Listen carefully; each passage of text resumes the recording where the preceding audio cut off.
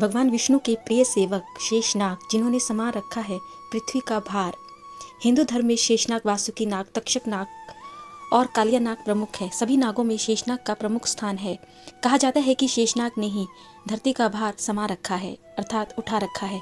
क्या आप जानते हैं कि कौन है शेषनाग, उनका जन्म कब और कैसे हुआ था? पौराणिक कथाओं के अनुसार दक्ष प्रजापति की कद्रु नाम की पुत्री थी। देवी कद्रु ने ऋषि कश्यप से 1000 पुत्रों का वरदान मांगा था, जिसके बाद 1000 अंडों की उत्पत्ति हुई। देवी कद्रु के सभी पुत्रों में सबसे पराक्रमी शेषनाग थे। देवी कद्रु को वरदान की वजह से नागों का पृथ्वी पर जन्म हुआ, इसलिए उन्हें नागमाता कहा जाता है, जबकि शेषनाग को अनंत नाम से भी जाना जाता है। भगवान विष्णु की कृपा होने के कारण शेषनाग की बराबरी कोई दूसरा नाग नहीं कर सकता। शेषनाग को भगवान से वरदान प्राप्त है कि सृष्टि नष्ट होने पर भी उनका विनाश नहीं होगा, इसीलिए इनके नाम के आगे शेष लगा है। जब शेषनाग बने पाताल के राजा। धर्म ग्रंथों के अनुसार शेषनाग की माता कद्रु ने उनकी सौतेली माता विनीता से ईर्ष्या के चलते छल किया था। इससे शेषनाग को काफी दुख पहुंचा और वे संसार से विरक्त हो गए, जिसके बाद उन्होंने गंधमादन पर्वत पर तपस्या करने का फैसला किया।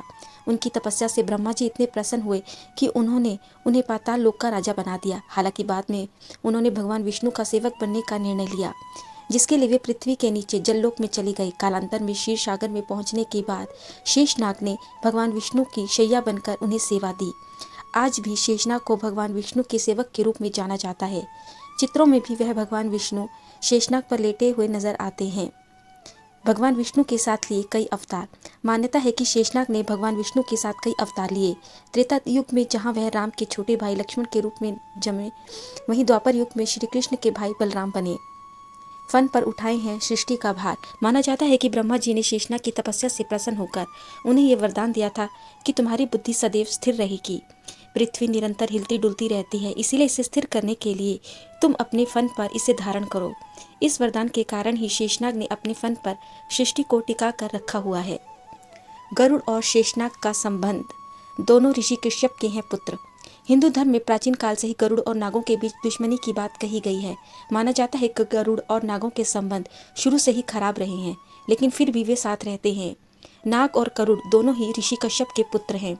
हिंदू धर्म के 1000 बलशाली नाग ऋषि कश्यप की पत्नी कद्रु के पुत्र हैं, जबकि वही विनीता ने पक्षी जाति गरुड़ की माता है। पौराणिक कथा के अनुसार नाग माता कुंद्रू ने गरुड़ माता विनीता से शर्त लगाई थी कि भगवान सूर्य के रथ में लगे घोड़ों का रंग सफेद है या काला। माता कद्रु का कहना था कि सूर्य के घोड़ों का रंग काला है, तो वहीं गरुड़ माता बनीता का कहना था कि घोड़े सफेद रंग के हैं। हालांकि माता बनीता की बात सच थी, लेकिन हार के आभास से ही माता कुंद्रू ने अपने पुत्रों के साथ मिलकर गरुड़ माता बनीता के साथ छल किया और शर्त जीत ली, और उन्होंने बनीता और उनके पुत्र गरुड़ को अपना दास बना लिया। हालांकि बाद में उनके पति ऋषि कश्यप के सामने सच लाने पर माता बनीता और गरुड़ को दासत्व से मुक्ति मिल गई। संबंधों में भाई और एक ही पिता की संतान होने के कारण गरुड़ और नाग की शत्रुता के बाद भी दोनों साथ ही रहते हैं, क्योंकि धर्म ग्रंथों में भी इस बात का उल्लेख मिलता है कि जहाँ एक और गरुड़ भगवान विष्णु का वाहन है, तो वहीं शेषनाग भगवान विष्णु की शैया है। इस कारण भी गरुड़ और नाग खास तौर पर भगवान विष्णु के सेवक हैं। शेषनाग आज भी विराजे हैं इस झील में। अमरनाथ यात्रा के रास्ते में ऐसी कई जगह आती हैं जो धार्मिक और ऐतिहासिक रूप से महत्वपूर्ण हैं। इसी रास्ते में आगे चलकर एक झील पड़ती है, जिसे शेषनाग झील के नाम से जाना जाता है। यह झील जम्मू कश्मीर के पहलगाम के पास है।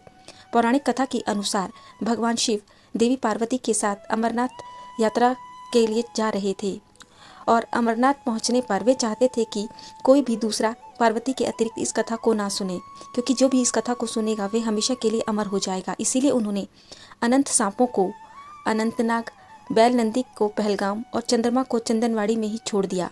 लेकिन शेषनाग को वे आगे लेकर चले गए और उन्होंने वहाँ उस झील में उन्हें छोड़ दिया, ताकि कोई भी दूसरा इस झील को पार करके आगे ना आ पाए। यही वजह है कि इस झील का नाम शेषनाग पड़ गया। स्थानीय लोगों के अनुसार शेषनाग यहाँ निवास करते हैं। हिंदू धर्म के अनुसार शेषनाग भगवान विष्णु की ऊर्जा का प्रतीक है, जिस पर वे आराम करते हैं।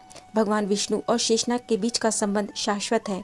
भगवान विष्णु के प्रत्येक अवतार में बुरी शक्तियों का नाश करने के लिए शेषनाग भगवान विष्णु के साथ जुड़े हुए हैं, और उन्होंने विश्व को पाप से बचाया है।